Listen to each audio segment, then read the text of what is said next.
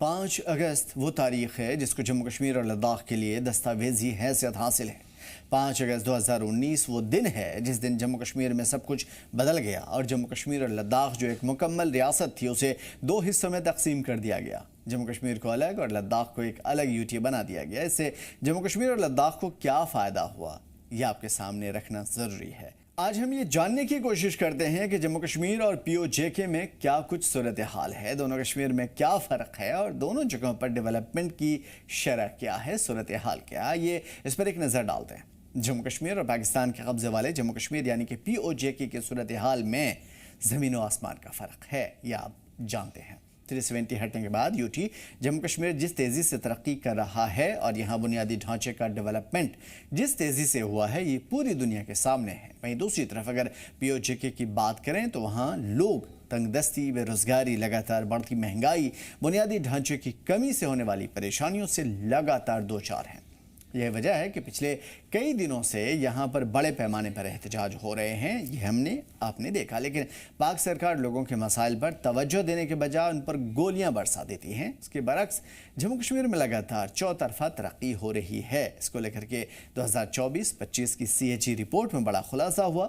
Report میں خلاصہ یہ ہوا، انکشاف یہ ہوا کہ 370 ہٹنے کے بعد جموں کشمیر میں لگاتار اکنامک پروگریس ہوئی ہے۔ رپورٹ کے مطابق جموں کشمیر کو کراس اسٹیٹ ڈومیسٹک پروڈکٹ جی ایس ڈی پی 2020-21 میں 1.68 لاکھ کروڑ روپے سے بڑھ کر 2024-25 میں 2.62 لاکھ کروڑ روپے ہو گیا، جبکہ اسی مدت میں فی آدمی پر کیپیٹا جسے کہتے ہیں 1.01 لاکھ روپے سے بڑھ کر 1.55 لاکھ روپے ہو گئے۔ یہ رپورٹ ڈیولپمنٹ کام پر ہونے والے خرچ میں بھی قابل ذکر بڑھوتری کی اور اشارہ کرتی ہے۔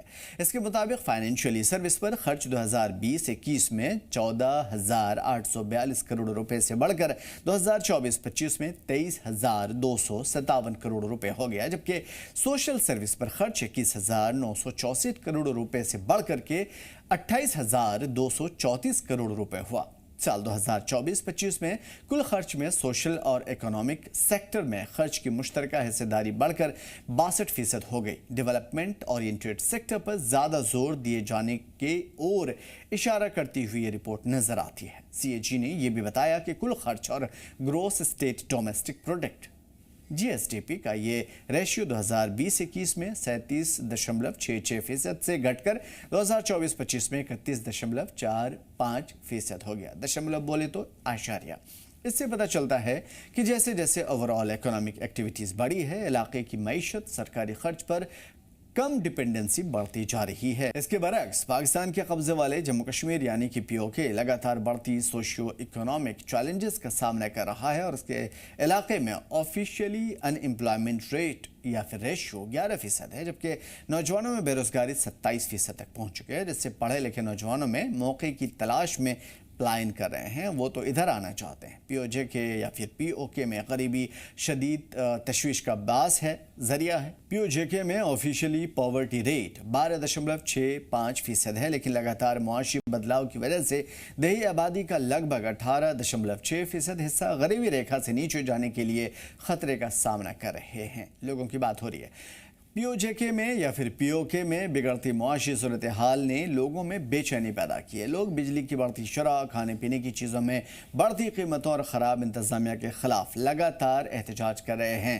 اس کے علاوہ جوائنٹ عوامی ایکشن کمیٹی JAAC کی قیادت میں لوگوں نے پورے علاقے میں شٹ ڈاؤن، لمبی پدیاترائیں اور سول ڈس اوبیڈینس موومنٹ بھی چلائے ہیں، جس میں سبسڈی والے گیہوں کے آٹے اور علاقے کے ہائیڈرو پاور ریسورسز سے پیدا ہونے والی بجلی میں مناسب حصہ داری کی مانگ بھی بڑھی ہے۔ اس علاقے میں حقوق کی خلاف ورزی نے بار بار لوگوں کے الزامات ایسے سامنے آئے ہیں کہ ہیومن رائٹس کا النگھن ہو رہا ہے، ساتھ ہی سیاسی افراتفری، ٹارگٹ کلنگ، سیاسی لیڈران کا اغوا، اس طرح کی وارداتیں عام ہیں، جس سے انتظامیہ اور جو عام سوشل ورک ہے یا پھر عوامی مسائل ہیں، انتظامی امور ہے، قیام امن ہے، ان میں چنتائیں بڑھی ہیں۔ سال 2019 کے بعد آئینی بدلاؤ کافی کچھ نظر آیا ہے۔ دونوں علاقوں کے صورتحال بالکل صاف ہے۔ جموں کشمیر اور پی او جے کے یا پی او کے میں ہر اعتبار سے زمین اور آسمان کا فرق ہے۔ ایک طرف بنیادی ڈھانچے کی توسیع، ڈیولپمنٹ پر بڑھتا خرچ اور معاشی ترقی ہو رہا ہے، تو دوسری طرف دوسرا علاقہ مالی تنگی، بنیادی سہولیات کا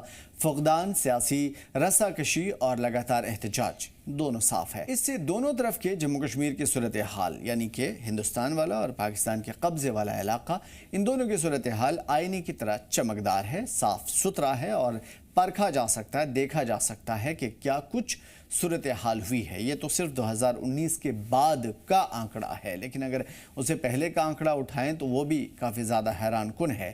لیکن اس میں زمین و آسمان کا فرق صاف طور پہ دکھتا ہے کہ پاکستان کے قبضے میں جو علاقے ہیں اس کی کیا صورتحال ہے اور ہندوستان کا جو اپنا علاقہ ہے اس میں کیا کچھ تبدیلیاں ہوئی ہیں۔